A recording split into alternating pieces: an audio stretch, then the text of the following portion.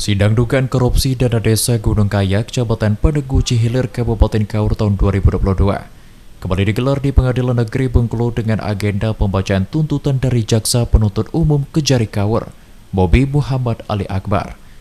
Dalam amar tuntutannya, jaksa menyatakan terdakwa mantan kepala desa yakni Yayan Sujarmanto melanggar pasal 3 contoh pasal 18 Undang-Undang Tindak Pidana Korupsi sebagaimana dalam dakwaan subsider dengan pidana penjara 3 tahun dan denda 50 juta rupiah, subsider 3 bulan kurungan, serta membayar uang pengganti 509 juta rupiah, subsider 2 tahun penjara.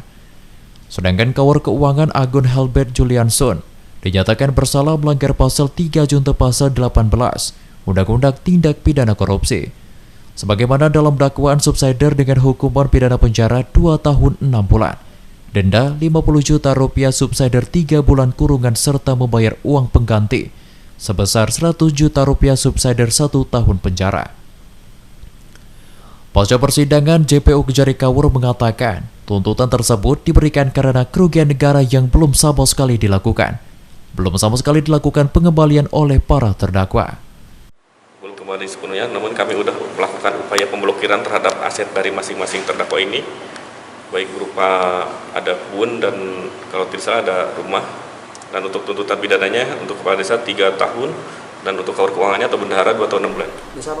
Terhadap tuntutan tersebut, kuasa hukum terdakwa Deden Abdul Hakim menyatakan pihaknya akan mengajukan pembelaan dan membantah tuntutan jaksa. Bisa dilihat kan jaksa sendiri yang punya hak untuk hartanya mana, yang ada yang mana, kan begitu.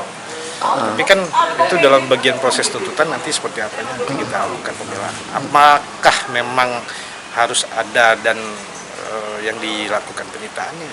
Kita lihat itu kan tidak ada untuk beli aset. Dan memang ini makanya tidak ada yang sita menyita kan.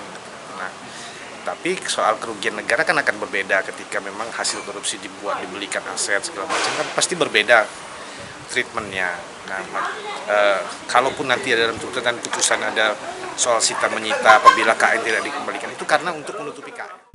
Sidang sebelumnya, kedua terdakwa dibuka persidangan mengaku dana desa digunakan untuk keperluan pribadinya dan bermain judi online melalui berbagai macam situs judi.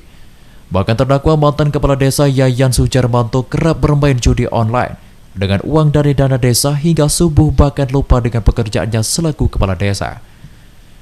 Dari hasil pemeriksaan penyidikan ditemukan kerugian negara dari pengelolaan anggaran DD tahun 2022 hingga 2023 itu mencapai 611 juta rupiah. Rendra Aditya Gunawan, RBTV melaporkan.